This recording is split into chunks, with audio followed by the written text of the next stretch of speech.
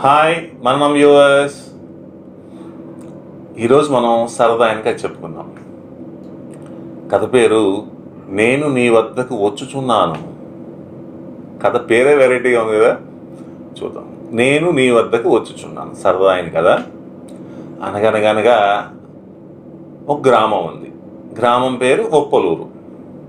ఒప్పలూరులో రాంబాబు అనే ఒక వ్యక్తి ఉండేవాడు.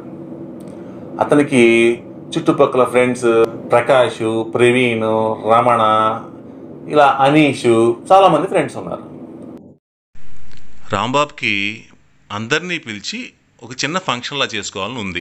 ఈ రోజుల్లో అయితే ఇది పూర్వకాలం కదా, ఈ రోజుల్లో అయితే గెట్ టుగెదర్ అని మనం పిలవచ్చు.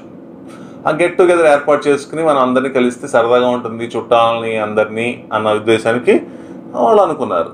అప్పుడు ఒక అతను అన్నాడు, రే హిందువులు అయితే ప్రవచనాలను కలుస్తారు, క్రిస్టియన్స్ అయితేనేమో కూటములను పెట్టుకుంటారు కదా, మీరు కూటమి లాంటిది ఏర్పాటు చేసుకుని పాస్టర్ గారిని పిలిచి కాస్త ప్రార్థన చేయించుకోవడం, దేవుడు వాక్యం చెప్పించుకుని అందరికీ భోజనాలు పెట్టుకుంటే బాగుంటుంది కదా అని చెప్పి అనీష్ సలహా ఇచ్చాడు.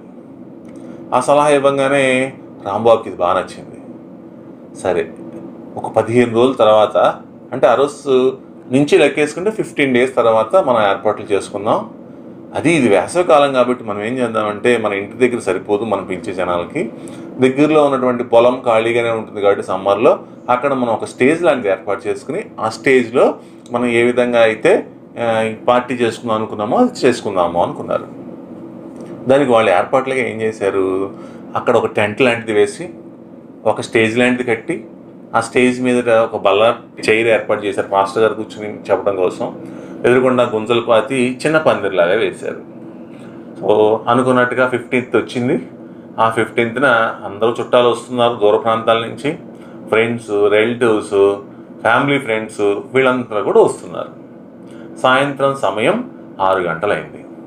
యాక్చువల్గా మనకి 7 నుంచి 9 వరకు అని చెప్పి వీళ్ళు అనుకున్నారు. 6 గంటలకి పిల్లలు సరదా సందడి అన్నీ ఎక్కువైనాయి. మైక్లో అనౌన్స్ చేస్తున్నారు, అందరూ రావాలి, అందరూ త్వరగా వచ్చి, ఆయన వచ్చే టైం అయిపోయింది కాబట్టి మీ అందరూ వచ్చి ఈ యొక్క వాక్యాన్ని విని మనం దేవుడి గురించి మనం మాట్లాడుకుని మేము ఇచ్చే విందుని మీరు తీసుకోవాల్సింది అని చెప్పి ప్రకటించారు. అందరూ నెమ్మదిగా వస్తున్నారు, చుట్టుపక్కల వాళ్ళంతా వస్తున్నారు. వేసవికాలం కాబట్టి ఆ యొక్క వాతావరణం కూడా చాలా ఆహ్లాదకరంగా ఉంటుంది.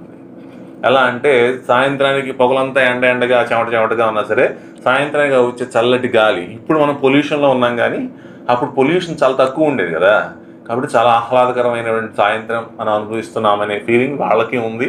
బాగుంది, అందరూ వస్తున్నారు. అలా 6:45 ఎవరైతే ఈ పాస్టర్ గారిని ఒక ఆయన పిలుచుకున్నారో ఆయన వచ్చారు. ఆయన వచ్చి కూర్చున్నారు. అయ్యా మీరు కూర్చోండి, ఏమన్నా మీరు టిఫిన్ లాంటివి చేస్తారా, మంచినీళ్ళు కావాలా అని చెప్పి ఆయన సపర్లు చేశారు. సరే ఆయన కూర్చున్నారు, అందరూ గ్యాదర్ అవుతున్నారు. 7 గంటలకి రాంబాబు మైక్ పట్టుకుని స్టేజ్ మీద, మీ అందరూ రావటం నాకు చాలా సంతోషంగా ఉంది, ఇలాంటి పార్టీ ఏర్పాటు చేసుకోవాలని నేను ఎప్పటి నుంచో అనుకుంటున్నాను, దేవుడి దయ వల్ల ఈ విధంగా మనం కలిసాం, మీ అందరూ సంతోషంగా ఆయన చెప్పే వాక్యాన్ని పూర్తిగా విని జాగ్రత్తగా దేవుణ్ణి మనం ప్రార్థించుకున్న తర్వాత ఈ యొక్క రాత్రి భోజనాన్ని మనం అందరం చేసి ఈ రాత్రిని మనం జాగ్రత్తగా గడుపుదాం, సంతోషంగా గడుపుదాం అని చెప్పి ప్రకటించాడు. అప్పుడు మాస్టర్ గారిని పిలిచారు. చల్లటి గాలి, ఆహ్లాదకరమైనటువంటి సిచ్యువేషన్లో ఉంది అక్కడంతా. మాస్టర్ గారు వచ్చారు, స్టేజ్ మీద కూర్చున్నారు. ఎదురుకుండా ఒక బల్ల ఏర్పాటు చేశారు, ఈయన కూర్చున్నారు. జనరల్గా మాస్టర్ గారు ఏం చేశారు, ఒక పేపర్ మీద చిన్న స్లిప్ మీద ఏం రాశారు, ఈరోజు చెప్పవలసిన వాక్యాలు ఏమిటి, నేను దేని గురించి మాట్లాడాలి అనేది ఆయన రాసుకుని వస్తూ, జనరల్గా ఇలా రాసుకొస్తూ ఉంటారు, ఆయన కూడా రాసుకొచ్చే అలవాటు ఉంది. ఆ పాస్టర్ గారు ఒక చిన్న పేపర్ మీద ఈరోజు మనం మాట్లాడవలసిన వాక్యాలు ఏమిటి అనేది రాసుకుని వచ్చారు.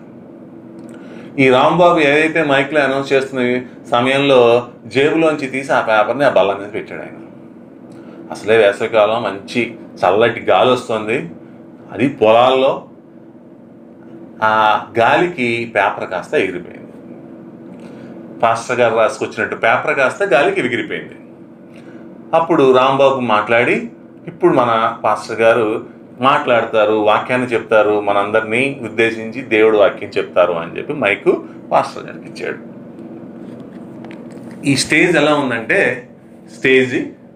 స్టేజ్ ఎదురుకుండా ఏ అయితే పెద్దవాళ్ళు ఉంటారో వాళ్ళందరూ కూడా ముందు వరుసలో కూర్చున్నారు.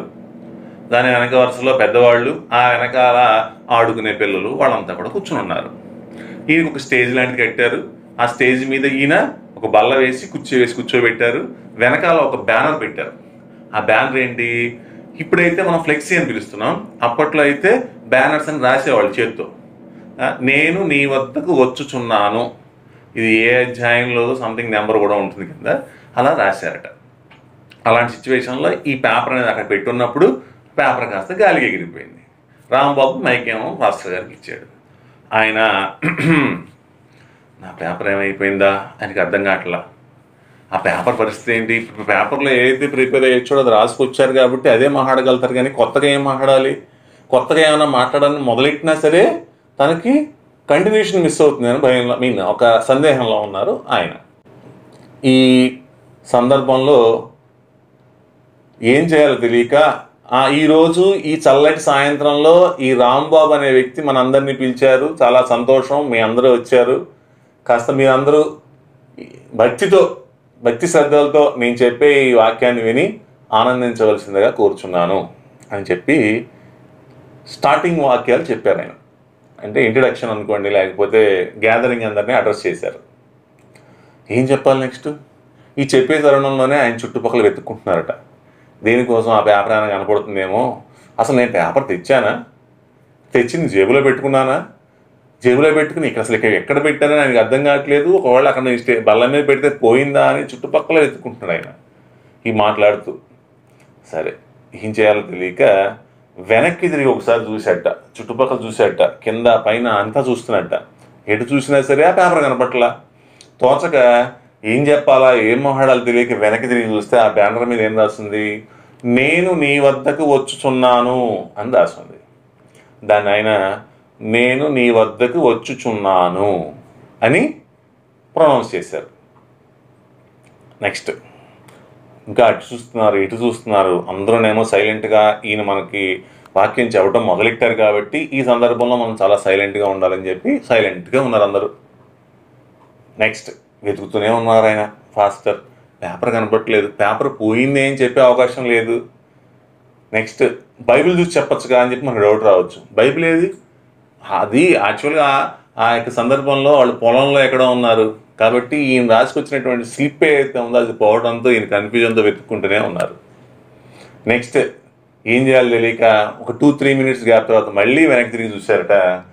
నేను నీ వద్దకు వచ్చుచున్నాను అని కొంత వాయిస్ పెరిగి ఆయనకున్న ఫ్రస్ట్రేషన్తో నేను నీ వద్దకు వచ్చుచున్నాను అని కాస్త గట్టిగా అన్నారట. ఇంకా పిన్ డ్రాప్ సైలెన్స్గా ఉంది. అది అసలే పొలం, ఎక్కడ చుట్టుపక్కల ఎటువంటి డిస్టర్బెన్స్. ఇప్పుడంటే మనం పొల్యూషన్లో ఉన్నాము, చాలా సౌండ్లు వస్తున్నాయి. పొల్యూషన్ వచ్చే అవకాశమే లేదు, సౌండ్ పొల్యూషన్ లేదు, ఏమీ లేదు. కాబట్టి చాలా సైలెంట్గా ఉంది. అందరూ పిన్ డ్రాప్ సైలెన్స్గా ఉన్నారు. ఈయనకి మాత్రం ఫ్రస్ట్రేషన్ వచ్చేస్తుంది. అసలు ఏంటి, నేను పేపర్ తీసుకొచ్చి ఎలా పోగొట్టుకున్నాను, అసలు ఏంటి ఇంతమందిని పిలుచుకున్నారు, నేనే మెయిన్ పర్సన్ ఇక్కడ. యాక్చువల్గా రాంబాబు తర్వాత నేనే కదా మెయిన్. నేను చెప్పే వాక్యం వింటానికి ఎంతమంది వచ్చారు, నేను సరిగ్గా చెప్పలేకపోతే బాగోదు అనే ఒక రకమైనటువంటి టెన్షన్ వచ్చేసింది ఆయనకి.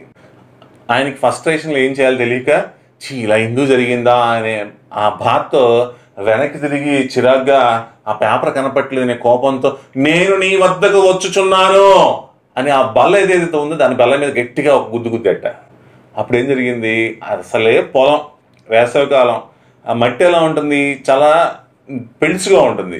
సో వీళ్ళు కట్టినటువంటి స్టేజ్ ఏదైతే ఉందో ఆ స్టేజ్ లోపలికి కూరుకుని పోయి, టెంపరీ కదా వాళ్ళు కట్టింది, స్టేజ్ లోపలికి కూరుకుని పోయి ఏదైతే ఈ స్టేజ్ కొడిపోయి పైనటువంటి ఈ వ్యక్తి దొల్లుకుంటూ ఎదుర్కొన్నా ఉన్నటువంటి ఒక 60 years పెద్దావిడ ఒళ్ళో పడ్డాట దొల్లుకుంటూ వెళ్ళి.